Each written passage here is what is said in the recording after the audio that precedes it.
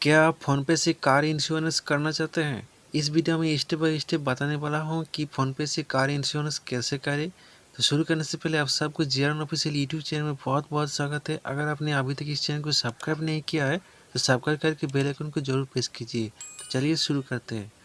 सबसे पहले PhonePe app को ओपन कीजिए। ओपन करने के बाद नीचे आ जाइए। नीचे यहाँ पर कार लिखा है, इस पर आप क्लिक कीजिए। क्लिक करने के बाद इस तरह का पेज ओपन होता है। फिर आप यहाँ पर आपका कार का नंबर लिख लीजिए।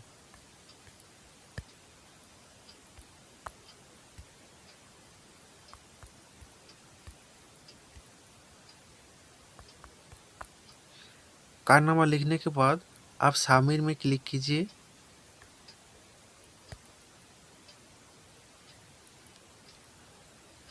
फिर आपका जो कार है उसको आप सिलेक्ट कीजिए, कौन सा कार है आपका। यहाँ पर सब लिस्ट आ चुका है, इनमें से कौन सा कार आपका है वो आप सिलेक्ट कीजिए ऐसे करके।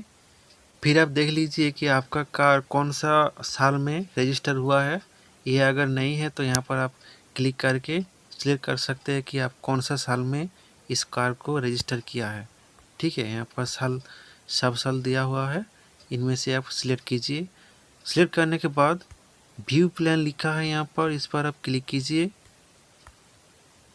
सिंपली क्लिक करने के बाद इस तरह का पेज ओपन होता है। फिर यहाँ पर सब जो प्लान्स है यहाँ पर दिख रहा है, इनमें से कौन सा प्लान आपको लेना है ये आपको चूज करना पड़ेगा।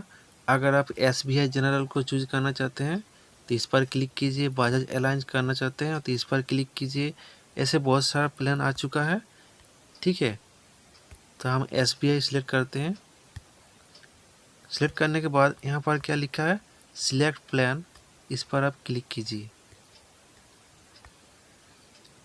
फिर इस तरह का पेज ओपन होता है। अगर आप पर्सनल एक्सीडेंट कवर लेना चाहते हैं वो आपको 325 रुपया ज़्यादा देना पड़ेगा।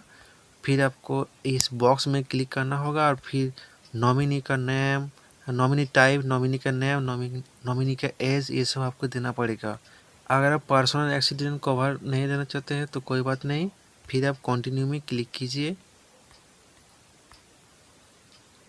कंटिन्यू में क्लिक करने के बाद यहाँ पर आपका नेम, आपका फ़ोन नंबर सब कुछ आ जाएंगे। ठीक है, और नीचे आ जाइए। फिर आप कंटिन्यू में क्लिक कीजिए। कंटिन्यू लिखा है नीचे, इस पर आप क्लिक कीजिए। क्लिक करने के बाद फिर इस तरह का पेज ओपन होता है। फिर आप यहाँ पर जो बॉक्स लिखा है इस पर आप टिक कीजिए, क्लिक कीजिए। क्लिक करने के बाद आप बाय प्लान में क्लिक कीजिए। फिर आप पेमेंट पेज में आ चुके हैं।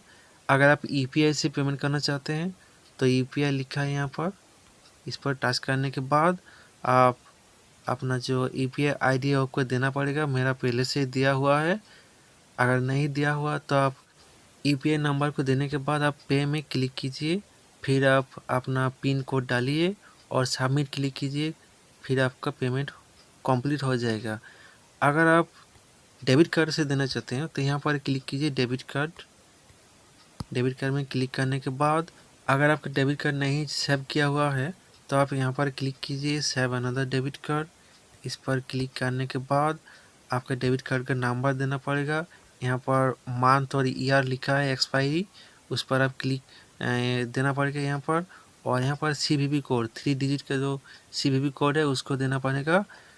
उसको देने के बाद आप अपना नाम देने की कोई ज़रूरत नहीं। फिर आप पे में क्लिक करके पेमेंट कर सकते हैं। अगर आप क्रेडिट कार्ड से देना चाहते हैं तो ये क्रेडिट कार्ड में क्लिक करना होगा। क्लिक करने के बाद क्रेडिट कार्ड नंबर और फिर यहाँ पर मंथ और ईयर और CVV कोड देने के बाद पे में क्लिक करके आप पेमेंट को कंप्लीट कर सकते हैं। पेमेंट कंप्लीट होने के बाद एक पेज आएगा, उस पेज को आप प्रिंट करके रख लीजिए।